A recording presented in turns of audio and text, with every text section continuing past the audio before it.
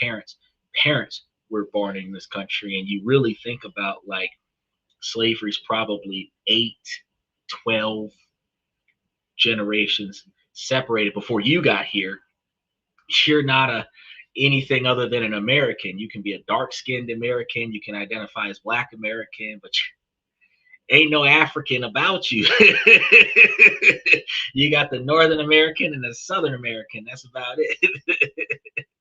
If you're a first generation, then you might be, Haitian American or Dominican American. But I mean, you're like a fifth or eighth or 20th generation American. You're just American. So they do too much. Is that we never made it to the moon in 1986 with that flag blowing and no wind.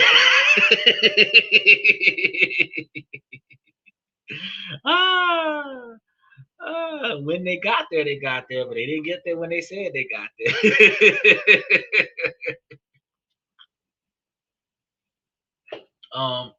But yeah, so Monday, Tuesday, and Wednesday, we give you guys information about financial advice and ways to help you guys build up your business life and your professional life. And then Thursday, Friday, Saturday, we give you guys more information to build up your personal life. We do give you some financial advice, but it is how do you make better decisions that impact your money in your personal life. And then Sunday, we have questions and comments from the fans. I believe that in one of the upcoming Sundays, I'm going to be talking to Dylan about some of the things that he can do to boost up his income with less effort. Automate something or something so that he can stop doing what he does, because he's a self-employed driver, which fantastic. But I was giving him tips on the show. I was like, hey, you can contract yourself out to a couple companies that might pay you a few hundred more dollars to drive to do some armed security in your limo service. It just depends on what kind of vehicle you got, stuff to that effect. Because I'm always trying to find ways to help you guys be better at what you do, or find ways to help you guys retire from where you work. Because getting paid to stay at home and getting paid to not put in any effort is kind of the end all be all goal of your retirement lifestyle. Now, let's go ahead and get into today's topic, because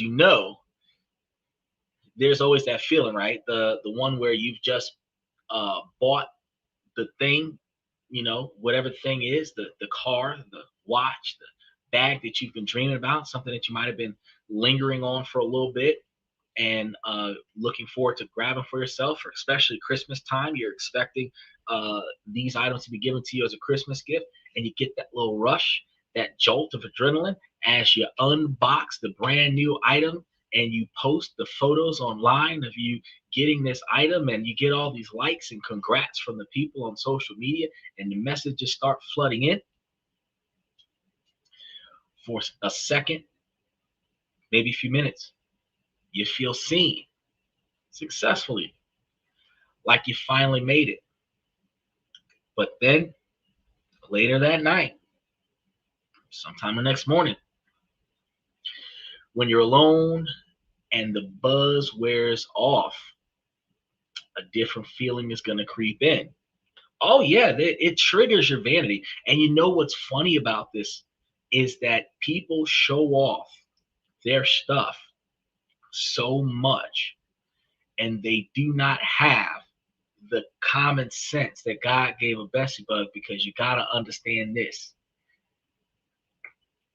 90+% of robberies come from the person doing the robbing knowing about the person being robbed.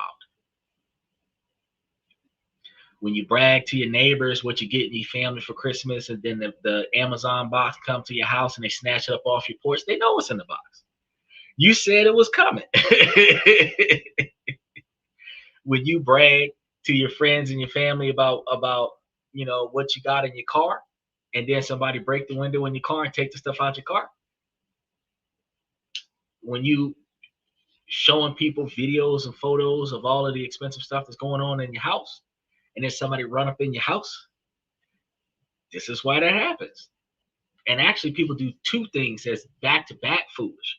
because not only do you take an inventory of all of the most valuable things in your house, where it's located at in your house, and do a tour of the stuff that's in your house, then you do photos and videos of yourself leaving your house for an undisclosed period of time where the house is verified as empty right now, which gives the person that's going to knock you off the capability to run up in your house and take everything they seen on the video.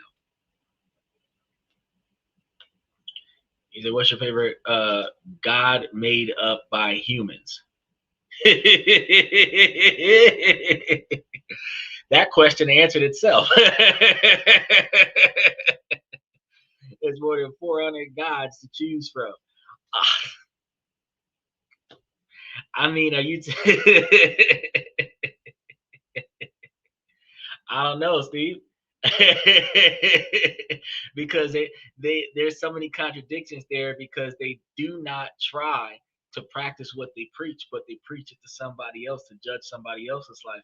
If you live by Corinthians 1-21 and you treat people better than you expect them to treat you, and people will reciprocate by treating you better because you treat them better, that is going to build up what we call as karma.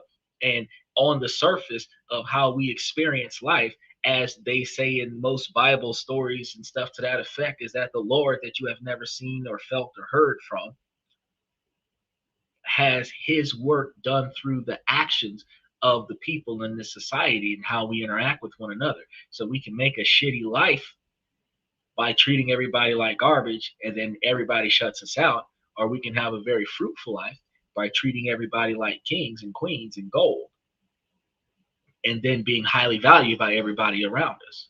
But that's really all the closest thing to that I can think about, because truthfully, the one thing that I don't like is not so much the ideology of the gods, it's the ideology of salvation to the magnitude where you were given the free will and the self-preservation skills and the strength to survive most things that you're put through, and yet you will sit there and pray for help instead of getting off your ass and applying yourself. And then you want to come on a Sunday and say faith without work is dead, and then you're going to ask me to sit here and pray for you, to pray for somebody to come and help us with it. I wasn't here when you got into your catastrophe, so when I showed up, we not supposed to be praying for help. I am the help. You're supposed to get this shit done. But people were passively putting it off on putting responsibility on allegedly a higher power.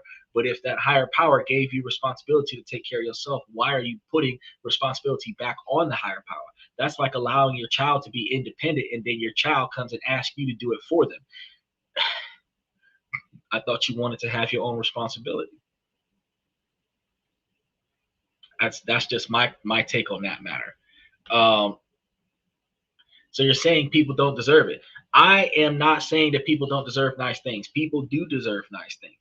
Today's topic is going to cover why too many nice things unnecessarily, for the simple perspective of being positively praised by society because you got it, is the wrong way to go about it.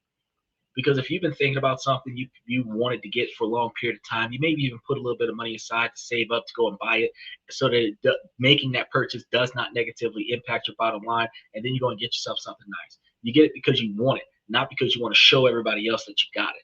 That is perfectly fine. But if you wanted to buy something just so that you could show off with your friends that you got it, like, for example, getting the new PlayStation 6 with GTA 6 so that you can be the first person with GTA 6 online, just so that your friends can see you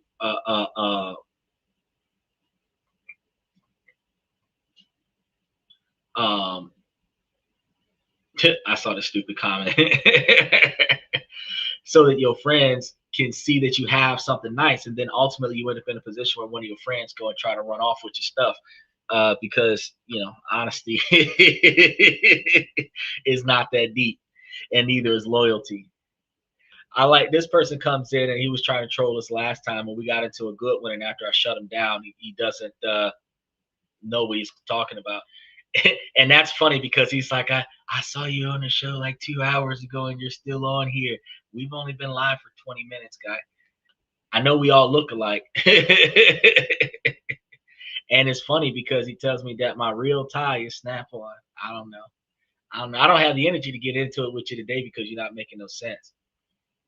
Uh, what? A prudent man concealeth knowledge, but the heart of fools proclaimeth foolishness.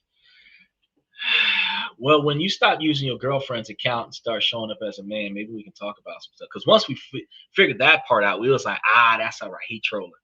He trolling. He claimed to be an alpha male yesterday and wasn't alpha male enough to show up on his own profile so that we could see him face to face. That's okay. I will donate to you. Well, I appreciate you, Mr. Jambone. Whatever you feel like it, however much you feel like it, just know that YouTube takes half of whatever you give me. So if you wanted me to have $10, you'd have to give me 20.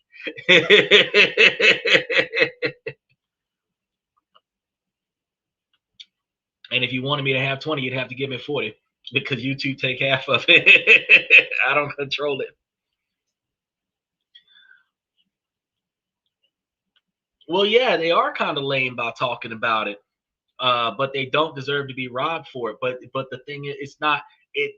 I'm not gonna say that I want to say that they had it coming, but I'm not gonna say that they had it coming. But the fact is that identity theft comes from the ability for somebody who doesn't know you to be able to claim access to your information. So the more information about yourself you put online, the easier it is for somebody to take your shit. So, for example, you have that SUV, and then you put the logo on the back of it of the dog, the three kids, the woman, and the man, because you've got your family, and that could represent your family. You put a bumper sticker on your car that says that your kid is at Wharton High School honor student. You have another one that says that your other kid is, a Yale honor student. Then you have another one that might have your husband's company logo. You're clearly advertising everything. You advertise that you're a family of five. You advertise which schools the kids go to. You're when you have your company logos on your vehicle, you're advertising that you got money. If they want to knock you off, you're giving them all the information for them to know how to knock you off. Then the average modern 2025 individual is taking photos of the food that they eat, where they shop at, the stuff that they bought. Then they do tours of their house to show how organized their house is. And this is all of my fancy things. And, the people just know where to go to take their stuff from them. If you remember Home Alone, when the people pretended to be the security guards, the home security company, so that they could break into the house while the people weren't there. That stuff is based on true stories. The people can only rob you if they know that you got something worth stealing. So when you start promoting, steal this stuff from me, that's the biggest issue. So I mean, yeah, it's kind of lame. But we're gonna be talking about beyond that on tonight's show. Exactly how bad it gets with these projections, because this actually more than being robbed, it ruins your finances. Is that a girl or a boy? She said that she was a he using his girlfriend's account, so I don't know. I don't know. All I know is that Brianna is either a chick that has some really, really unresolved issues, or it's a dude that's not man enough to come on his own profile and show himself. One way or another, I identify him as a troll now. So I'm just gonna have to bypass his comments because I like people to be authentic, because real men stand on their opinions and they show their face and stand on their opinions. That's it. Casey says, I always knew not to set the box of your new TV on the curb. We burned it. Yo, I keep the box. I don't ever get rid of the box. The box stays in the house behind the TV. Because if I ever need to move that TV, what am I going to put it in? The box that it came with. You always believe, oh, we're never, ever, ever, ever going to leave. So we're just going to take this and tear up the box and throw it away and get it out the way. No, I find a special place in my house for every item that can be repackaged. Because if you have to move, if you want to take all of your valuables and put it in storage because you're going out of the country for a couple of months, you need the original box it came in, because they don't make standard size boxes for TVs. So you just keep the box. And that's probably the safest way to go if you're going to leave the country and people know that you got nice stuff. You take all your nice stuff and you put your nice stuff into a storage unit on the other side of town and just don't tell nobody. So when you leave the country, if they do break into your house, they ain't getting nothing because ain't nothing in there. What? Oh, he said that somebody got sprayed. Well, it didn't happen here, so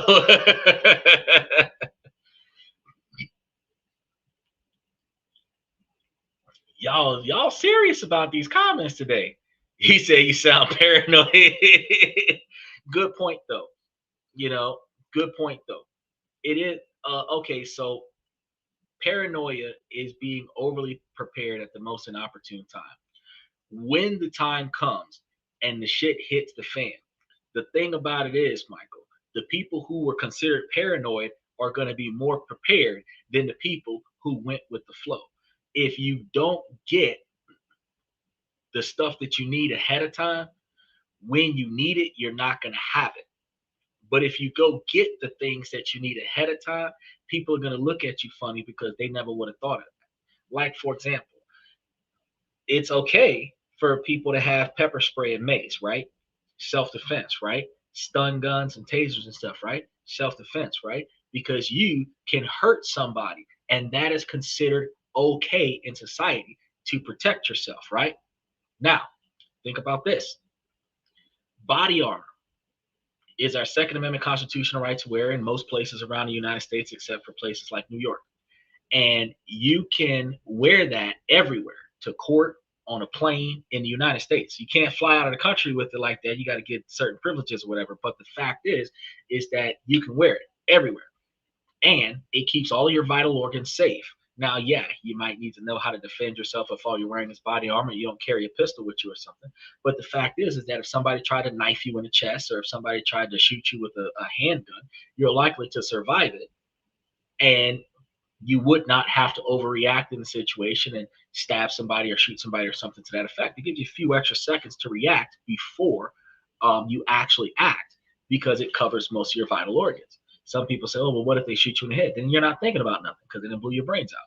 But the fact is that body armor is the safest self-defense equipment out there, because you don't have to hurt somebody else to protect yourself. You can protect yourself by just protecting yourself, but people will look at you like you're weird because you own body armor. What person wears body armor? A person who doesn't want to hurt anybody else in order to protect themselves. A person who wants to protect themselves in situations where they could get hurt. It doesn't make them paranoid, but because it's abnormal for you to be prepared to defend yourself, or it's abnormal for you to prepare yourself to be safe. It is the way we would mock the kids. Y'all remember when we were young and we had bicycles and skateboards and everything like that, and nobody had elbow pads or helmets or anything like that. But the one kid that had the elbow pads, the knee pads, the back brace, the helmet, the mouth guard, that kid was prepared. We picked on that kid because society expects us to not be prepared, right? So yeah, paranoia, but I prefer that. U-Haul has special boxes for TVs, but you got to pay for them, Michael. You're not gonna have. Okay, so first of all, U-Haul might have special boxes for some TVs, but U-Haul does not have a box for every kind of TV. And the bottom line is that if in the event that you were trying to go somewhere, it is faster and cheaper for you to take the box that the TV came in and repackage it and put it into the storage unit so that don't nobody run off with the stuff in your house while you're out of the country, than it is for you to go to U-Haul and buy a box and start hauling all these boxes into the house so that you can haul all the stuff out of the house. You know what I mean? Can you say that paranoid acronym again? Being paranoid is being overly prepared at the most inopportune time. It ain't the moment. This isn't the moment for you to be paranoid. I mean, this isn't the moment for you to be prepared, but you're overly prepared at the moment. But when the time comes and it's time for you to do what needs to be done, you got it. Like, for example, a person with 2 full-size tires, a tow strap, tools in the back of the vehicle. You know, they got a whole mechanic shop in the back of their vehicle. They got oils and liquids and everything like that they can utilize to change your oil and fix everything from one side of the vehicle to the next. And if all else fails, they got tow straps and they can tow the vehicle. All they need is a second vehicle. If somebody broke down, that person's trunk full of roadside assistance would be able to do everything from change your gas to change your oil, rotate your tires, rebuild your transmission, all on the side of the road. Now, while you're at Walmart trying to get a bunch of groceries, that trunk full of stuff is just in the way. People who aren't prepared for a breakdown are going to say that you're paranoid about breaking down on the side of the road. But people who are stranded on the side of the road are going to say, wow, I can't believe that you came prepared. Because I've been sitting on this shit. But where do you get all of this stuff from, though? Usually because either you were mentored like this by somebody who's experienced this before, or you've experienced it and you start stacking up all the things that you need. Most people that got a jump box in their car had a situation where nobody would jump them off. Most people have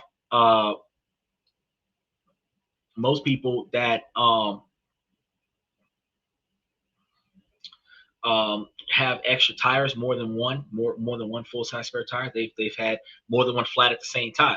People who got 4 flats on a regular basis typically put themselves into a position to have a full set of tires somewhere that they can utilize in case of an emergency. Once we've experienced something bad, like most people have more than one credit card, more than one debit card, more than one source of payment, so that if one of their payment options go down, they know that they can hit the other card. Some people are responsible enough to offset. So you learn from experience, and when you learn from experience, what you typically do is you prepare for that pitfall, so that when that happens, you don't have a pitfall. If you've ever deposited money into an ATM machine and the ATM machine blocked your account, you start breaking up your money and start making small deposits. That way, that doesn't shut down your account. All it takes is for past experience to make you do things different. That's right. Best plan ahead. Hard. Anything that can help you.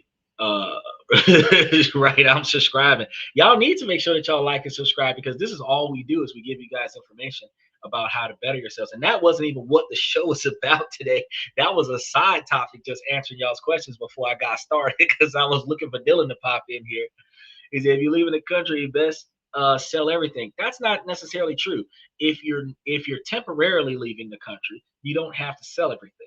But everything that you have of value, you might want to relocate it from the regular accessibility of your house. Now, if you want to leave everything in your house and roll the dice, you can put extra locks on the primary fronts and backs. You can board up all of your windows and try to make it harder for them to break in, but it's not going to stop them from breaking in. If they want in, they're going to get it.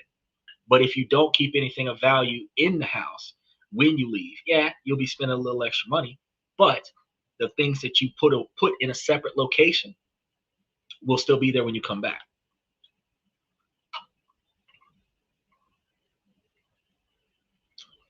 It's a 53-year-old on YouTube who has some views. Thank you.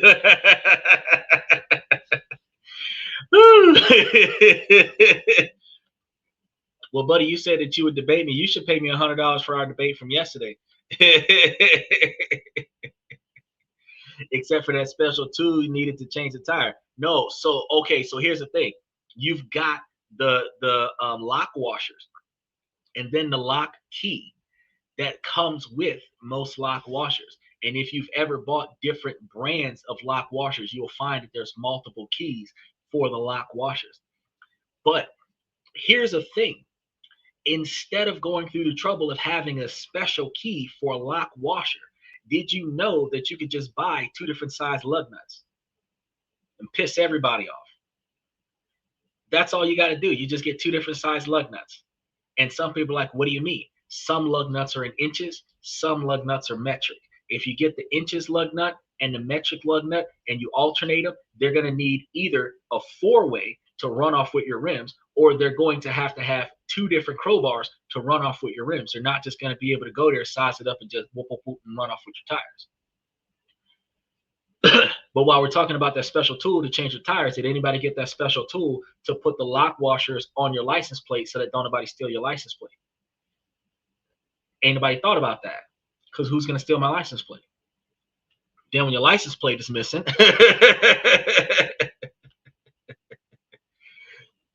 What if you lived in a giant bucket? That's a good question. What if?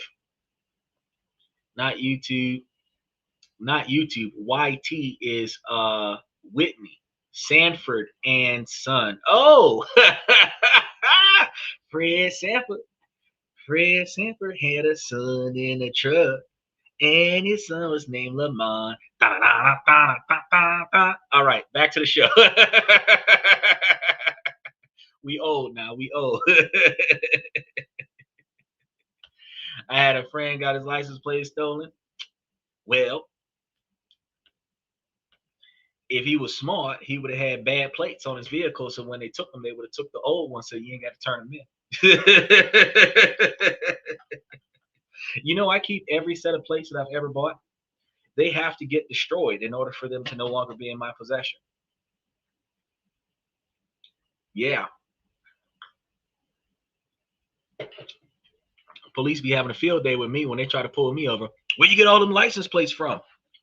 Got them all in the back seat. They all mine, bro. They all belong to me, and I can do whatever I want with them. So until I do something bad with them, they're souvenirs. Now, we were talking about that, and y'all got to stay with us because next week we're going to be talking about that Black hood mentality. Somebody brought it up last week on the show, and I said I was going to cover it, but I had already put this week up, so I was going to cover it next week. So y'all know y'all got to come for that because we're going to be talking about that coming soon as well. But after you've bought something for yourself and you're full of yourself, and that's why we had that straw man topic about you know, buying things, hiding it when you leave, stuff to that effect. Then what? All you need is a lug wrench and a no, you need more than that. You need way more than a lug wrench and a lift. It depends on where the vehicle is at, because a lot of times you need the restraints up underneath the car to keep it from sliding. You might need more than a lug wrench because the lift sometimes come in two pieces. You might need the long rod for the lift as well. You make it seem like it's all that easy, but ain't nobody riding around. Look, here go paranoia. Ain't nobody riding around with no NASA pit crew equipment in the trunk of their car so that they can just roll up and just start and ride off with just your rims gone in 60 seconds. Oh boy. But right after the feeling has subsided, after you showed off all your stuff, it gets a little bit quiet around you, and then that cold dread that settles in to your gut when you think about the bill that you just racked up for this situation. You start doing the frantic mental math, trying to figure out how you're going to cover what you just went and got. You start to wonder, is this thing really making me happy, or is it just making me broke? Once you start getting that mentality in, that's when things start clicking for you. Because if you ever felt that way after you bought something that you probably should not have bought, you're not alone. This cycle, the public performance of success followed by private financial anxiety, is a trap that millions of us are caught in on a regular basis.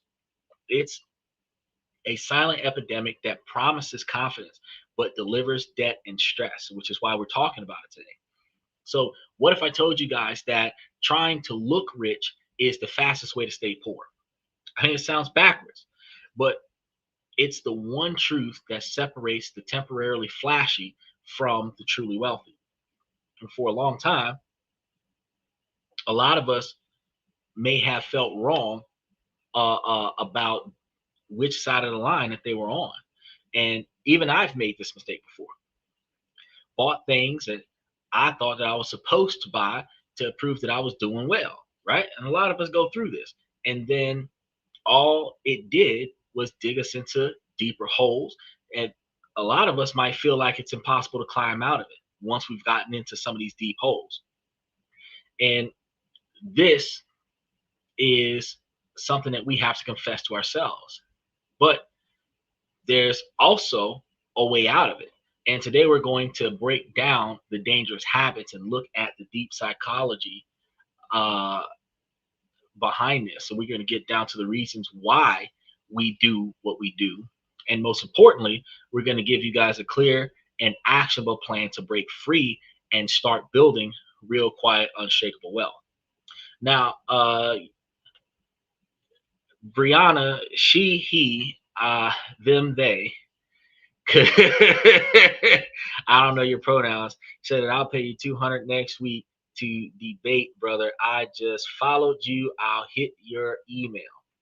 I tell you what, why don't you give me $200 this week for debating with me yesterday, and we'll see what you do next week. Because I'm going to be here 7 days a week.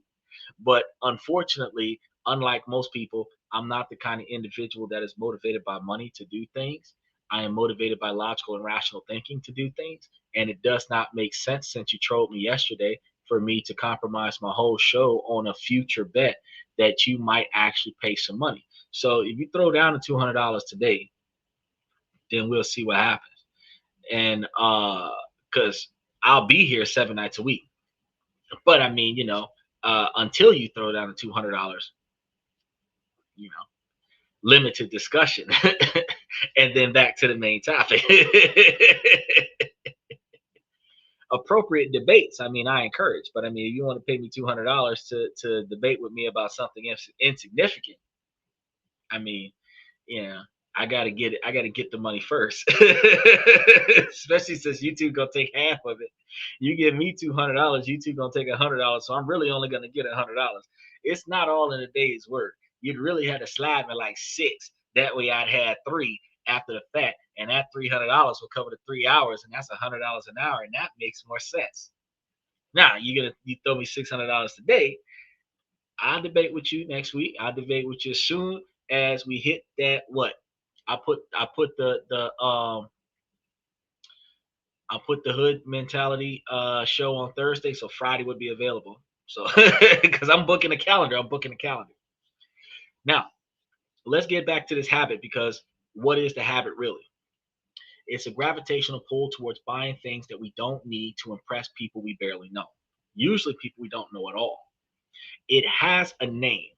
Over a century ago, in 1899, the sociologist Thorstein Veblen called it conspicuous consumption.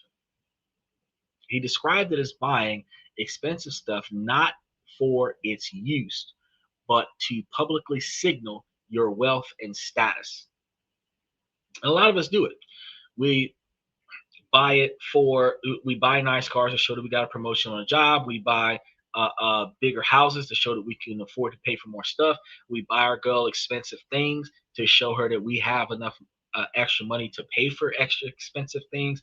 But the whole time after we finish buying those things, we typically spin back around and start really assessing the budget to make sure that we can make ends meet off of whatever's left over. He said, does a white activist award sound funny to you? No.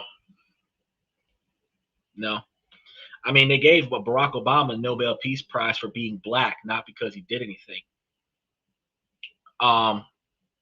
They say that it was a groundbreaking thing for a black man to be president in the United States. But in my opinion, that was the most racist thing that this country could ever do, is to give a guy a Nobel Peace Prize for winning the popular vote.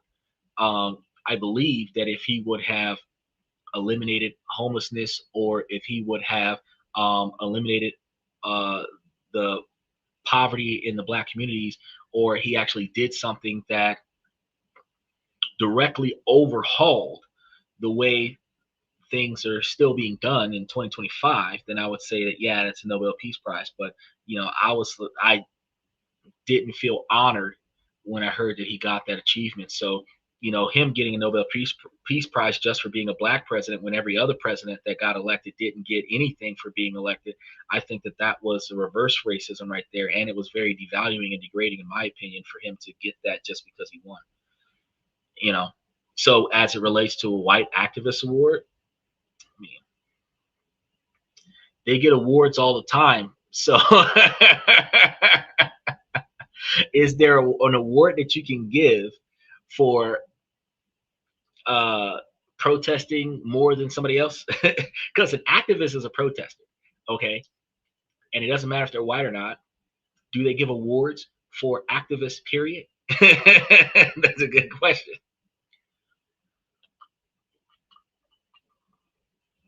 Someone fell victim to this and wanted to buy a Mercedes Benz for my last car. That's a waste of money. Ended up buying a Toyota. That's a smarter buy because my friend, she talked some sense into me. Yeah, you do not want to waste money on. I would love a Benz, but a Benz is overpriced and the maintenance is excessively expensive. You would do better getting the same luxury feel, luxury feel of I'm gonna catch that. I'm gonna correct myself on that because I just seen what you said. That same luxury feel from a Lexus or a Camry that you would get from a Mercedes Benz. Now, the difference between a Camry and the Mercedes Benz might be the wide body style. So if you're a little bit overweight or you just have personal space issues, you might want to get a wider vehicle like a Hyundai. But besides that, yeah, the emblem on the front of the car, Maserati, Hummer, BMW, Mercedes-Benz, it's overpriced.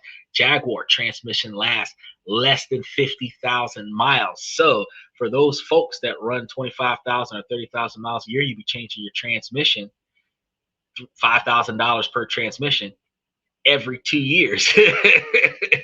Where a Toyota changed the transmission once every 15 years. I don't know. I stick with a Toyota. He said a Spanish kid got a black achievement. Oh, so my correction was I said activist. I'm exhausted, and it's a white achievement award is what he was talking about. So a Spanish kid got a black achievement award in my high school and sued the school. I don't understand why they would be giving him a black achievement award, but if they gave him an award that was an achievement award that normally minorities would get, he got an award. I don't understand why they would sue the school for that, especially if the award came with a scholarship. Just take your ass to school. I mean, a lot of people are so racist that they don't want to allow things to stop being racially driven, and that's the reason why we still have a racial divide in this country. I entertain the questions, but it's just like completely left field. We all know Toyotas are the best vehicles on the road. The Toyotas are one of the best because in the top two, Volkswagen. Volkswagen might have a good run on Toyota because they're made by the Germans on the Autobahn, and those cars are built for durability, long-term driving. Not necessarily having to be the fastest cars on the road, but they are the ones that break down the least. Now, Toyota is the cheapest durable car that we know of these days. So between Jetta and Camry, probably would get a Camry, but between a Corolla and a Jetta, just to get that little extra oomph of acceleration with the long-term durability and low maintenance, probably get the Jetta. Now, back in the day, it was a giant mansion and silver spoons when people would show out. Back in the day when we had, most of us was out in the yard picking cotton and everybody that was in the house was privileged, it was getting a big old house and silver spoons that showed out. Today, it's luxury cars with monthly payments that's digging bigger, deeper holes in our pockets. Then we have those huge mortgage payments, the designer bag that could fund a retirement account for a year, and the constant stream of high-end gadgets. I remember when I was in college, I was one of the first people to have that Qualcomm talk watch. It's a waste of fucking money. This shit didn't last that long. It was flashy. It was flashy because it was tech before tech came out. It was more valuable than a Rolex almost in society because it was the first watch that linked to the cell phone and you could do the voice call, but that would only last for like an hour and 20 minutes, and then you have to charge the watch. And it takes 30 minutes to charge the watch to have an hour and a half phone call on the watch. And the screen is super small, so you can't see very much. And with the small screen, you have a small touch screen, so it's not like texting is going to be that easy. Yeah. First gen, you learn some things. He said, I got a full scholarship to college, and they accepted any color American. They're supposed to. Got a RAV4 that thing is a tank in the snow. Certain vehicles are designed for cold weather, especially the ones that have a higher ride height. That's more effective. You don't have to deal with the salt and the snow.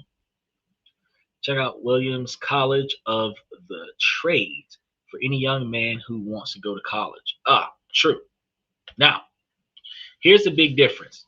In Velbum's time, way back in the day, he focused on the leisure class, the super rich. Today, thanks to a few key things, this behavior has gone mainstream, infecting every single social and economic class. So it's no longer just the rich trying to outflex each other. It's everyone trying to look like the person one step above them on the ladder of success. And the psychology tells us this isn't just about money, it's about identity validation and a deep-seated fear of just being judged. The first bit of rocket fuel for this problem would somebody just told me about something I got to go get into. The first issue that we have with this is going to be social media. You already know this. Platforms like Instagram and TikTok will put you in the wrong spot. You know what I mean? And you gotta really figure out how you're gonna get yourself in this. Hold on, he said college was great. I had a white. All right, you need to talk. You need to stop. He said, "Oh my goodness." Every now and again, there's always somebody that comes in and brings a funny. That was not what we were expecting, but that was very entertaining. Thank you for the giggles. All right. Are you speaking about social engineering? No, actually, I'm not speaking on social engineering. We're talking about the downsides of showboating, which would lead us to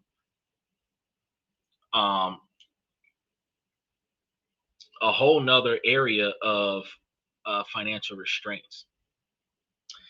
So let's go ahead. When we start dealing with platforms like Instagram and TikTok, we have created a 24-hour global showcase for a life that isn't even real, right? And that's one of the things that we start off building. 0500. They're asking me when are we going to get the show going. 0500. I got work to do after the show. Look, I lock in deals wherever I can. It's a highlight reel of everyone else's wins, their vacations, and brand new toys. This is where social media starts building this type of trend. And this culture generates insane pressure to keep up with the masses. So we see influencers and celebrities showing off exclusive trips and designer clothes, and we're trained to connect those things with happiness. Now, this creates a powerful fear of missing out, or FOMO. So you see someone with a trendy, expensive water bottle, and suddenly you're not just looking at a water bottle, you're looking at it as a ticket to belonging, because if they've got a water bottle, you got a water bottle too, you're part of the water bottle crew, right? Excuse me. This constant comparison is a recipe for feeling like you're never enough. Now, ladies, on a side note, y'all find yourselves in situations on a regular basis where you're questioning your husband or your boyfriend about why y'all have not done X, Y, and Z in your lives. And then you use the excuse that your friend or your homie, your best friend, your girlfriend, your sister, experienced this, or all of your friends are going through it. And that is comparison behavior. where you're only getting into this not because you deserve it, not because you want it, not because you need it, but because somebody else has already done it. Somebody else has already experienced it. And it's somebody that you know close enough where you feel left out because they've done something that you haven't done. Ladies, y'all need to reevaluate your situations and really think what is best for yourselves. Do you want to follow the path of the people that you know when you recognize that you're also the same person that is helping them mitigate their feelings and emotions for being in such a terrible situation? Or do you want to make a better decision than the people that you have motivated to stay strong in tough times and take it slower and only get into something that you were intentionally willing to stick with? I think that's a better way to go. I just wanted to throw that out there as a side job. He said, I like how Tesla tries to clean up the earth with electric cars, but the same company ruins the earth with rocket fuel. Steve, Steve, Steve, we ain't even trying to talk about the rocket fuel, bro. See, soon as you said he was cleaning up the earth with them electric cars, I was about to start up. I ain't going to start up. I'm just going to let you know on the sideline, Steve. The electric car battery that Tesla has to make costs about 20 to 25 years of pollution to create the battery. Okay, now the car, full life of the car is about 100 to 200,000 miles, and then you got to change out the battery, get you another one. Battery costs about $15,000, $20,000. Car costs you between $50,000 and $100,000. Now, outside of getting into a crash, the average person who is driving less than 30,000 miles a year would likely see themselves reach their first new battery inside of the first 7 years of owning a car. You got to own a car for 25 years in order for the car to financially make sense to you, until you start thinking about how inside of the first 3 years you only get one free battery replacement, and then after that you're paying that $10,000 to $15,000 a year out of your pocket, and you save 20 grand a year or 15 grand a year on gas based on how much you drive. But then that 15 or 20 grand a year that you save on how much you drive ends up going back into replacing the battery every 2 to 3 years, so that by the time you reach that 20-year mark, you would have bought 10 batteries. And the car isn't a profit in and of itself. I looked at that and I was like, she might as well go to diesel. The diesel vehicles run a long time, and it's the cleanest fuel, but the black smoke and the smell turns people off. Yeah, that's true. That's true. So if you can find you a diesel vehicle that has the exhaust going out of the top, run with it. It's the black smoke and loud noise, because most diesel vehicles are louder than the 4 cylinders. Now, the second thing that happens with keeping up with the Joneses is the accelerant, that rise of easy money. It's the arguably easiest thing that can happen to ever get you into debt. Credit cards with insane limits, instant approvals for personal loans, especially those small loans that people are getting right now to go and buy things online. They do a credit check on you, make sure that you can afford it, and then they only have you pay like $25 or $50 a month for a bunch of stuff, where instead of you spending $2,000 on it right now, they'll make you pay like $15 to $20 a month for it for a few months until you've paid it off. Yeah, buy now, pay later kind of things. These services create a dangerous illusion, because that $2,000 cost doesn't feel like $2,000. It feels like 4 easy payments of $500, or 6 easy payments of like $350. You know, the marketing to it is genius. It bypasses the logical part of your brain and appeals directly to your desire for instant gratification. And this easy access to debt isn't the fuel that keeps the engine of conspicuous consumption roaring. Letting people finance a lifestyle they can't actually afford is what does it. Now, Really, truly. One of the things, real quick, while we're thinking about this, when you decide to buy a, when you decide to buy an item online, you have the option to kind of like send yourself a link or screenshot it or whatever. What I typically do is like window shop online. Is if I'm scrolling through things and then I decide that I want to get something, instead of buying it, I would put it into a text message, text the item to myself, and then if I decide again in 6 months that I want to buy it, if I can go back and find out where I text myself, I can go back to the window and go try to make the purchase. Otherwise, I will dismiss it and then eventually never buy it, because if I could not find a real reason why I would buy it right now, then I can't find a real reason why I'd buy it later. You said you graduated high school in 1996. How about you? Yeah, it was about 1996. It's way back when. If you can't buy it twice, rule applies to this topic. You are supposed the that's one way to look at it. That is a good method though, but that's one way to look at it. If the item cost more than 30% of your profit, 30% of your income, it's not worth getting. If you're making 3 to 10 times longer, or if you're making 3 to 10 times more money than the cost of the item, then you could potentially go and buy it cash up front. But this is after you've paid off your discretionary, all of your bills, where your discretionary capital is there being calculated towards the item. He said, "Hello, are we talking about Chinese cars?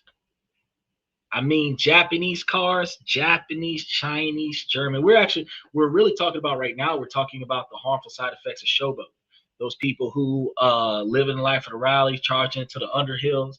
They charge into the game. They're spending a bunch of money, popping bottles, and then they go home and they realize how broke they are.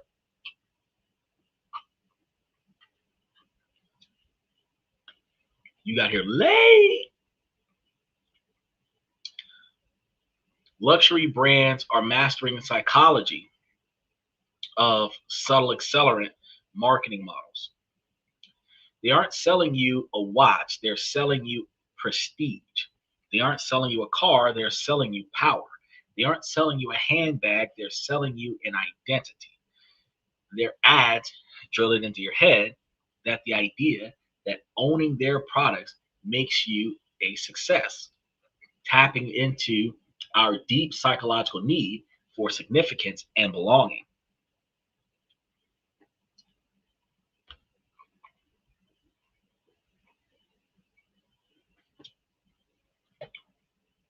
I guess you would more blame it on your dopamine, not your melatonin, because melatonin help you get to sleep to produce the dopamine. But I know what you're saying. It is those dopamine injections, but it's also, what is the bonding gene? Can't think of it. Starts with a C. But the feeling of being alone, belong to a group, is stimulated by doing something that formulates a bond. Oh, of course, it's a choice to indulge. It's a bad choice to indulge. And a lot of people make that choice. But these are the reasons why they make that choice. And I'm going to be giving you guys ways to rethink your position real soon. A lot of us might think back when we first got a real job, where the salary that we felt was an insane amount of money when we didn't have a lot of responsibility after years of living. Some of us might find ourselves living off romaine noodles, and we're going to feel like we made it with big hearts and nice houses. But what's the first thing that we do when we make it, when we think that we've made it? We show it off. We show off what we did.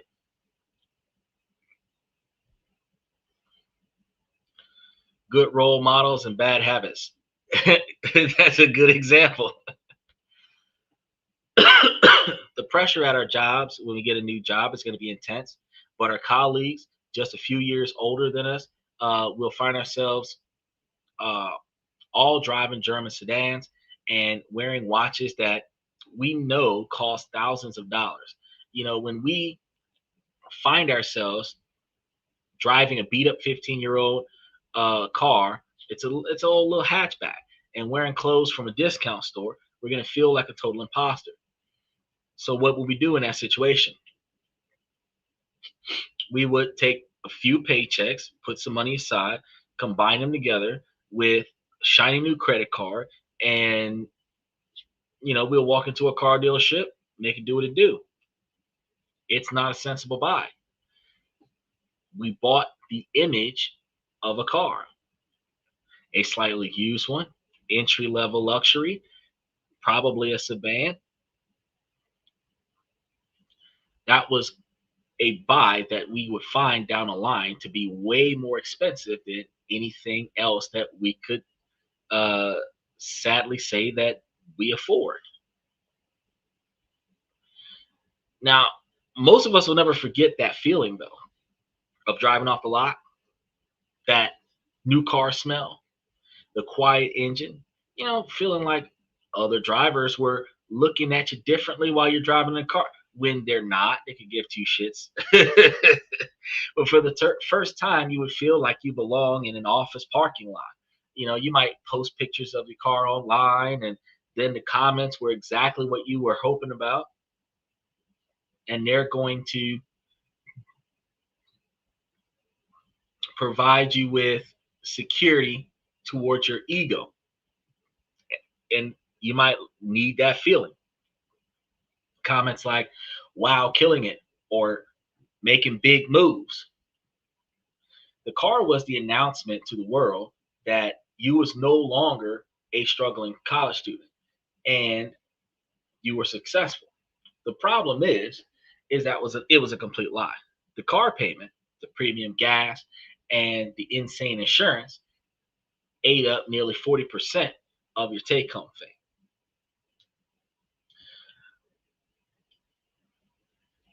Having bought the symbol of wealth, and in doing so, you had taken your first big step towards becoming truly poor. The car was the first link in a chain that would wrap itself around your finances and mental health for years. This is the part of the story that nobody posts on Instagram. So the hidden wreckage behind the shiny facade, that's what we're going to be dealing with right now. If we start with the obvious, financial carnage, it begins with the debt hamster wheel, because you run and run and run, working your butt off every day, but you never actually get anywhere. Your entire income goes to paying for those things you already bought, monthly credit cards, bank statements, and other bills, because a source of dread starts looming over you. And you're going to see the purchases that you could barely remember, the fleeting joy that these purchases might have brought you in the moment, but the balance, oh yeah, that balance, isn't what it needs to be. But trying to find that balance is very real. Dylan says, I think my neighbors that has cute cyber trucks is jealous of my dealers. Oh yeah, everybody who's got a Foundation Series Cybertruck is pissed off right now, and it's not likely you're gonna get your money back. You're gonna drive around with that bastard. They're gonna kick in that insurance, and they're gonna be like, "Sure, you can give us the car back. You still got to pay a fee."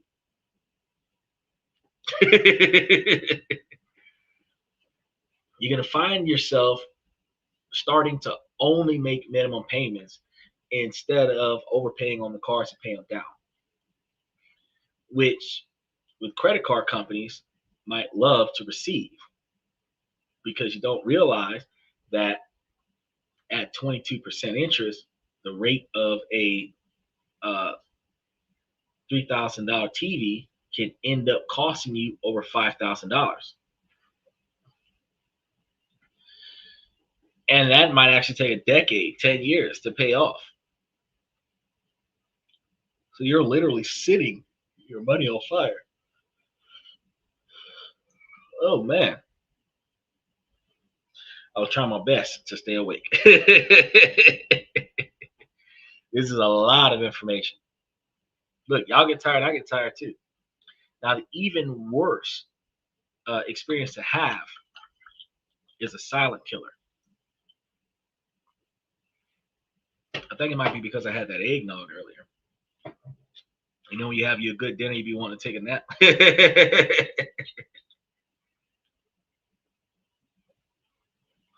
And some people experience that lifetime creep, that lifestyle creep. We're about to talk about that in a second.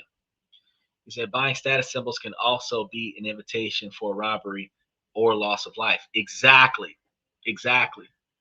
So there's no reason to waste money on something like that. My first car in the military in 1998, Pontiac Grand Prix. You sure it wasn't a Pontiac POS? It was $5,000. You financed it at 28%. Woo! That's deep. 28%. That's a lot of money for a car. And for $5,000 back in 1998, that was woo. Well, you got to go to work early. You got to go to work early. I got to go to work late. I start working right after the show. Now, this is going to be when we start wasting our money on these things. This is going to be when the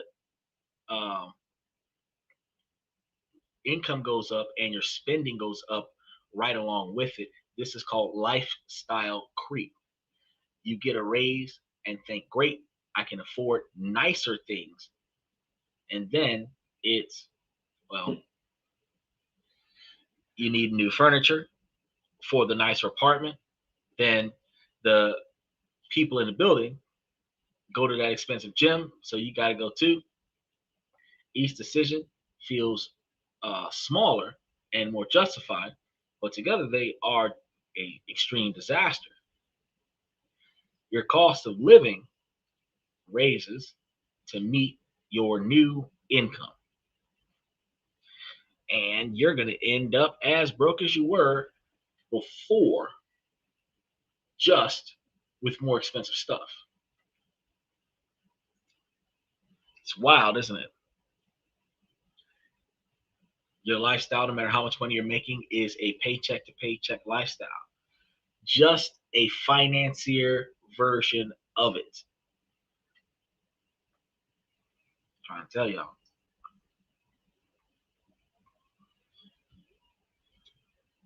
Oh yeah. Oh, you wanted a little zoom zoom, huh? I had a Ford POS too. We used to run them buckets down the road.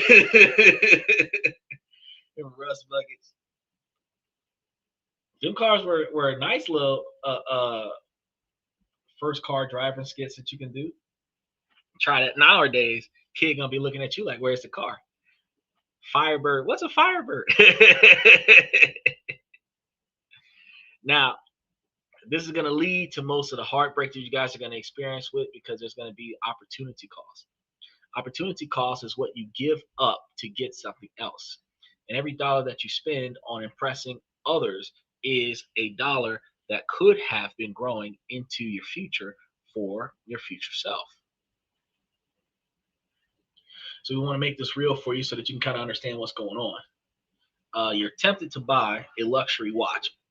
I can't think of the name of a luxury watch that raises around $1,000. I know a Hamilton watch is like $1,500. Rolex is around $53,000. Well, let's say that you got yourself a watch around $8,000. I wouldn't do it, but let's say you did. You tell yourself that it's an investment when it's not. For most luxury goods, that's a lie that we tell ourselves to feel better. But what if instead of buying the watch, you invested it into a stock option? You could have done that. And historically, the stock market has returned an average of around 10% a year. And I found ways where you can get it for 15, 25. And now the past performance, being no guarantee of the future, results are not really all that guaranteed as it would have been earlier in the year. But let's just see what would happen based on some averages, because we're going to work this out, but we want to make sure that you guys understand the difference between how you can make yourself financially successful and how you can make yourself financially destitute. In 10 years, an $8,000 amount of money would grow to over $20,000. In 20 years, it would be over $35,000 or $53,000. In 30 years, this would be over $139,000. Instead of spending this money, you would save it. And in 40 years, the time between the start year of career had and the retirement, that's the decision to not buy the watch. Because likely the cost of the watch today will take away from your retirement money tomorrow. So let's read that again. The watch on your wrist could have been $1/3 for your retirement. Now, the true thing is going to be the cost. Because while it's not the choice of the price tag, it is the future freedom that you are burning to fuel your present ego. And what do I mean by burning to fuel your present ego?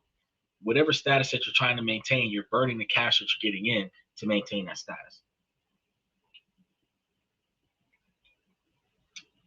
The wreckage isn't going to be financial, though. It's psychological. So you live with constant grinding anxiety of being found out every time you swipe your card. Get you a mild flicker of panic. Will this card go through? You can't be honest with your friends about your money problems because you've built this fake image of success.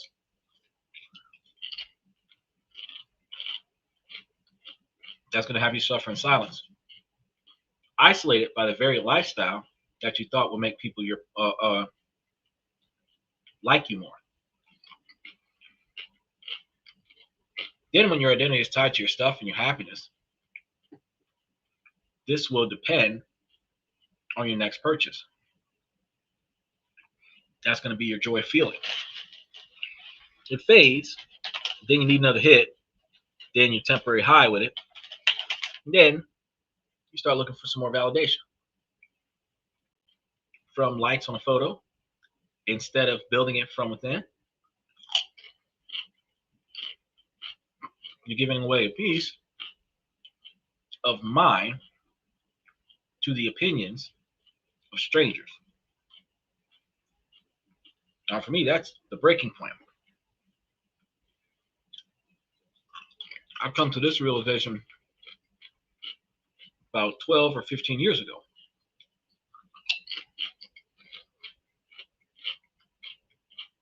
Wouldn't you have to lead a double life to make that happen? Publicly, being young and successful. Privately, being a financial wreck.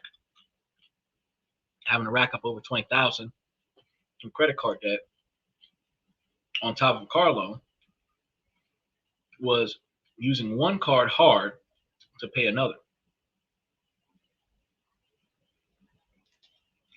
That's what the old folks used to do. Put the money in the kid's name.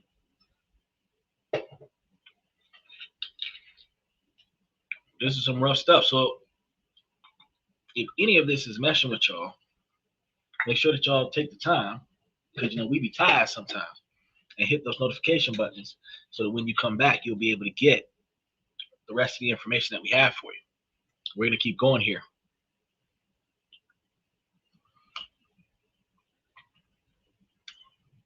The moment that spending high all comes crashing down, it's going to be dramatic. in some ways and just simply pathetic in others.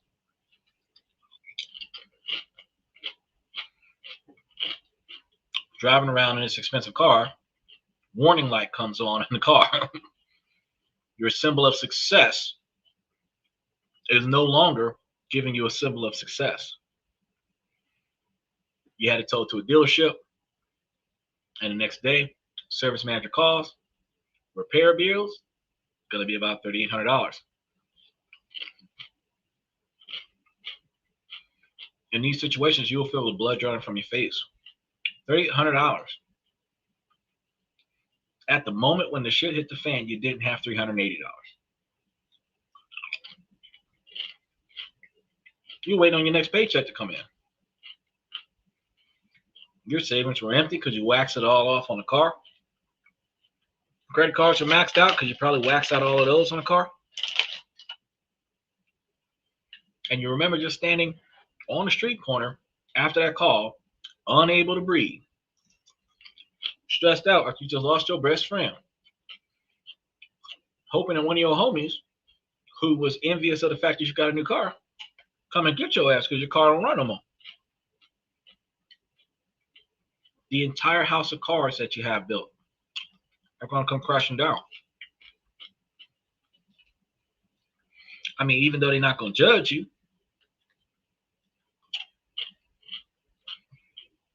I mean, the fact is, car don't run no more. Now,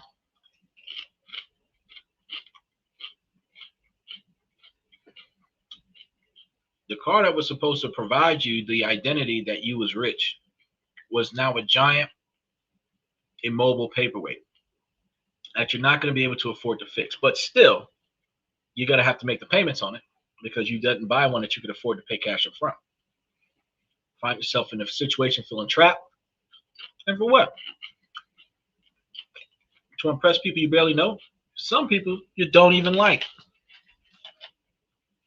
That's the moment of rock bottom clarity. Now, you're going to get it.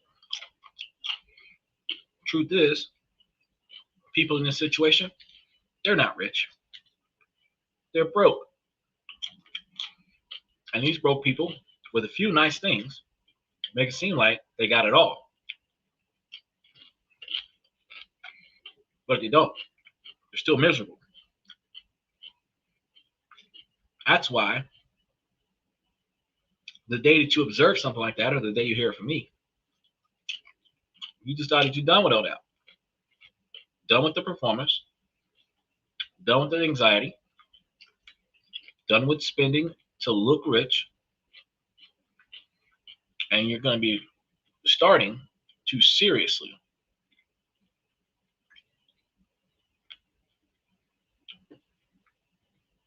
be able to have that long journey of actually becoming wealthy the way we do it, by trying to brainstorm ways to make, save, invest, and work on new startups, starting new businesses to generate consistent wealth.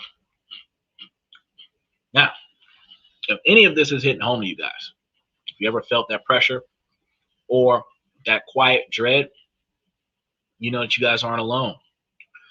And if you're finding this helpful and you want to see ways out, do me a favor, you guys take this opportunity to hit some of those subscription buttons, smash those reaction buttons if you haven't done so yet. And we're going to get through this together. Because the next step, the solution. I never bring you a problem without bringing you a solution.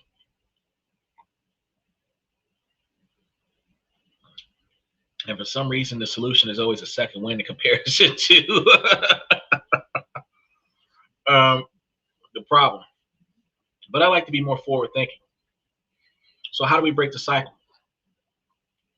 We figured out the problem. It isn't about shame. It's about empowerment. It's about taking back control. So what we need to do is we need to walk through the 6 exact steps that can be utilized to pull yourself out of that mess and build a foundation for real lasting wealth. Now, before you change your habits, you have to change your mind. You have to redefine consciously within yourself what rich really means to you. We've been programmed to believe that rich looks like a fast car or logo covered bags. That's a lie. Real wealth isn't what you show, it's what you have inside of you now. True wealth is silent. It's not a loud car. It's not a quiet mind, free from money anxiety. That's what you're trying to be. Now, true wealth is having options. It's the freedom to say no. Say no to a job that you hate. Say no to leaving a bad situation.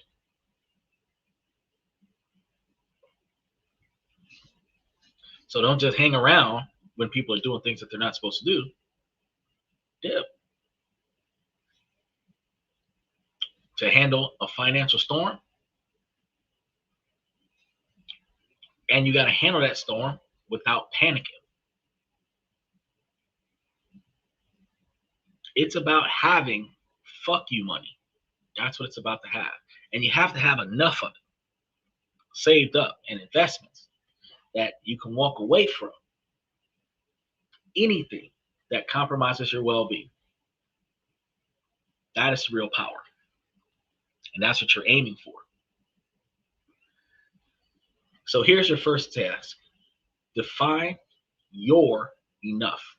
You want to take out a piece of paper and write down what truly rich life looks like to you. Not what they've created on TV for you to wrap your mind around, or what they tape up on Netflix for you to wrap your mind around. We're talking about how you perceive it.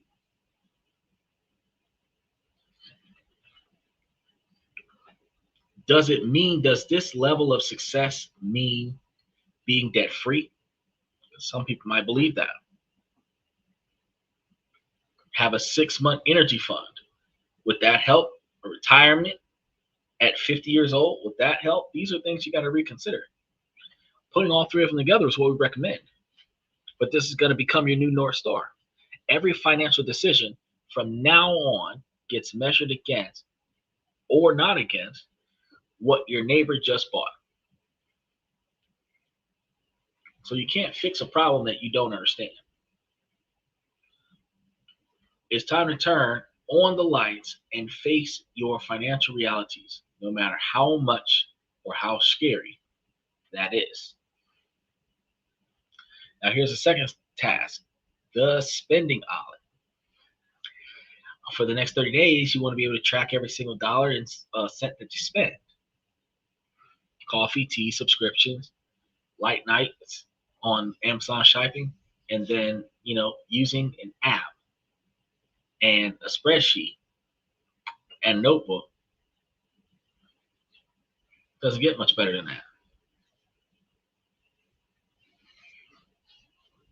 Now, at the end of the 30 years, categorize your spending into 3 buckets. You're going to have your needs, such as your rent, groceries, utility bills, stuff that affect over there. Then your wants for things like things that generally make you happy, like a hobby or book. And then what impresses others, since that's what you're doing this for, to impress others. You got to ask yourself, though, was that fancy dinner about the food? Or was it for something else? Now, think about those Instagram posts. Is that what you're doing this for? This isn't about judgment. It's about data. You'll have it stacked at how much money is flowing into the third bucket, how much money is flowing out. The word budget makes people cringe. They see it as a restriction.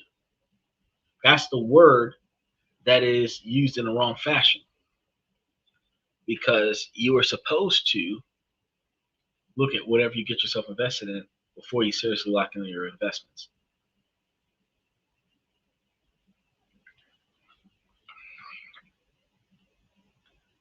So you got to think to yourself that a budget isn't a cage. It's your escape plan.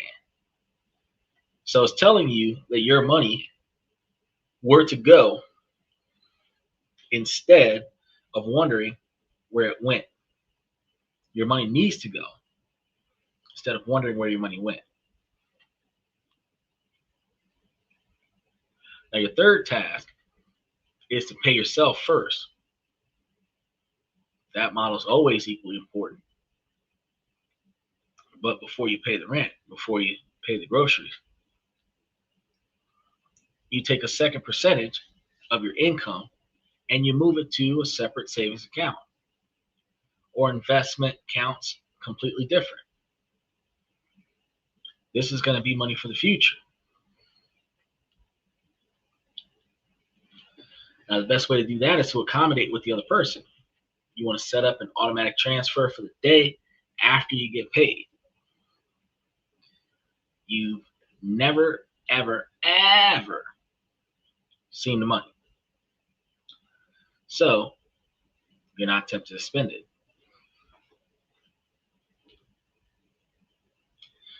If you start with just 5% of your habit,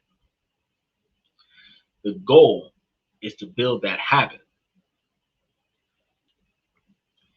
As you cut spending from that what's to impress others category, or the other video that is you can crack that percentage up, that'll put you where you need to be. Now you need to change the day-to-day habits, and that is going to be how you're going to get through some of the troubles that you come across. This means switching from impulsive needs to intentional spending. And your fourth task is to implement a 72-hour rule. For any non-essential purpose, the over amount that you set, that's going to be what you're going to have to stick with. So if you set it up as $100, you have to wait 72 hours before you buy it. That's the simple mathematics to it.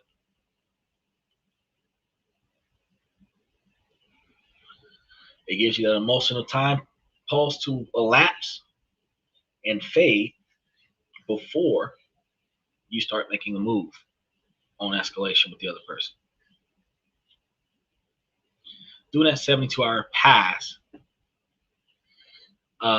does this to get closer to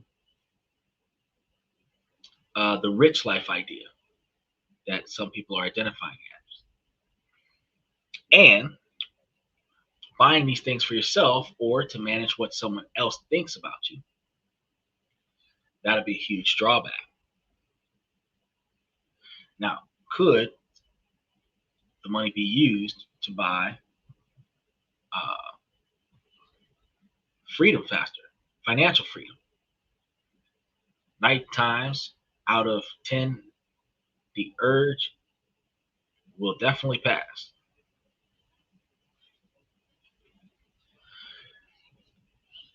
To supercharge this, you want to curate your environment. Unsubscribe from making emails, unfollow social media, and that will make you feel less likely to need to pay attention to other things. And this will ultimately help you protect your assets. So that money that you're now saving needs a job. It's a job to make more money. This is the magic of compounding interest. And to process where your money starts, making it its own monetary creature. Yeah. And this is going to create an unstoppable snowball of wealth for you. Now, your fifth task is going to be very simple. Open an account. Investing can sound intimidating, but it's easier than ever before. So you don't need to be a stock market genius. For most people, the best strategy is to open a low-cost brokerage. And this is going to be when you consistently invest in a broad market, right? Then the goal isn't to get rich quick. The consistency is what you're aiming for.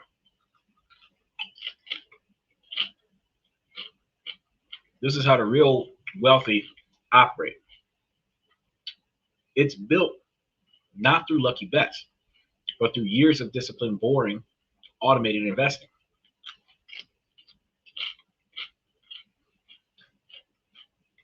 Now, the final step is going to get to the root of the problem. So we only got a few more left to wrap things up. The need for validation that drives us to buy things that we typically don't need. By setting aside a purchase and delaying a purchase for 3 days or 3 months, you take that adrenaline rush, that impulse buy out of your system.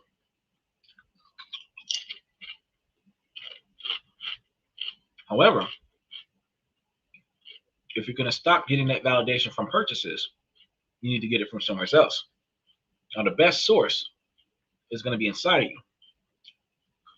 So your final task is to invest in yourself. Take the money that you free up from the impress others category and redirect it towards things that actually grow your skills and potentially bring you some happiness. Instead of a $500 handbag, spend that money on a course that teaches you a new skill. Instead of a $2,000 watch, get a gym membership that will improve your health for years instead of leasing a luxury car. If you use the money for therapy to work through your insecurities, ladies, that makes you feel the need to show off.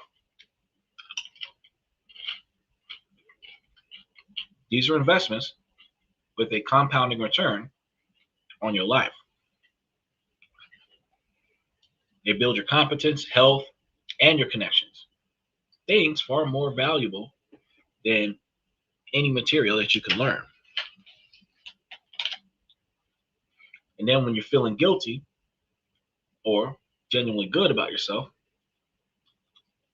that need for external validation is faded because you validate yourself.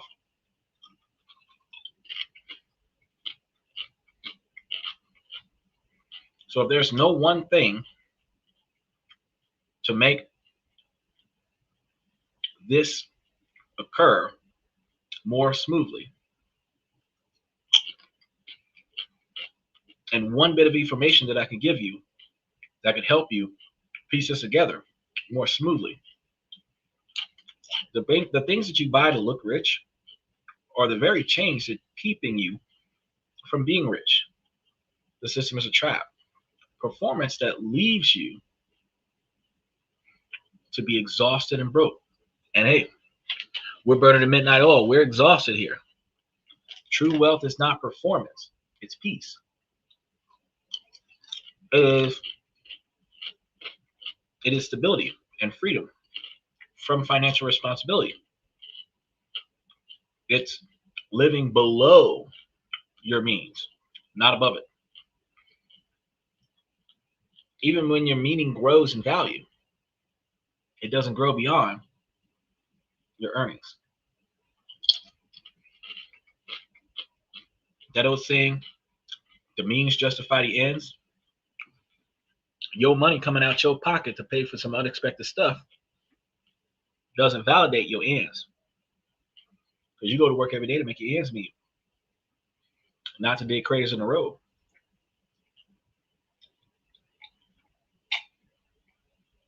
So when you have this quiet confidence of knowing that your money is working for you,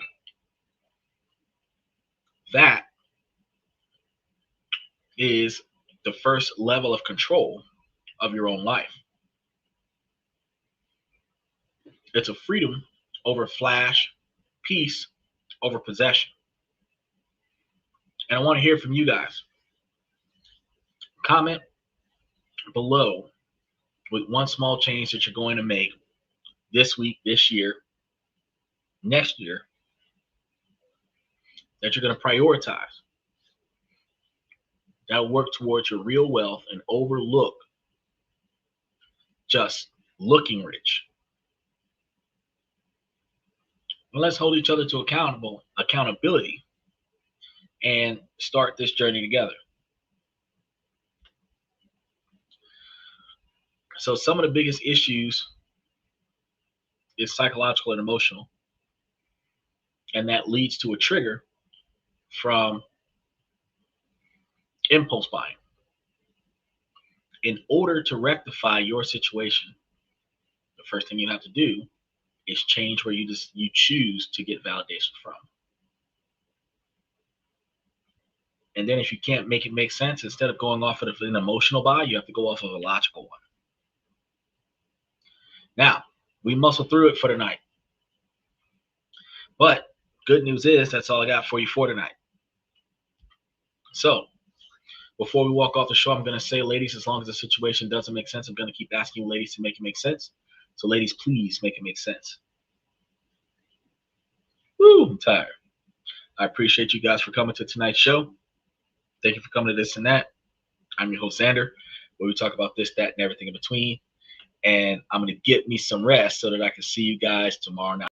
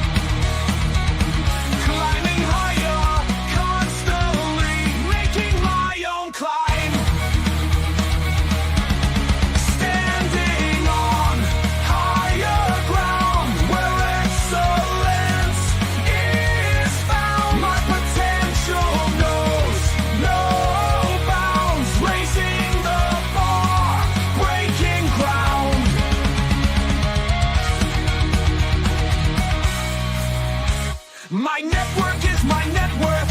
Choose your company wise. Surround yourself with eagles, not with sheep in disguise. Every interaction is a reflection of my brand. Quality over quantity, that's my personal command. I'm not landing on higher ground where excellence is found. My potential knows no bounds, raising the bar, breaking ground.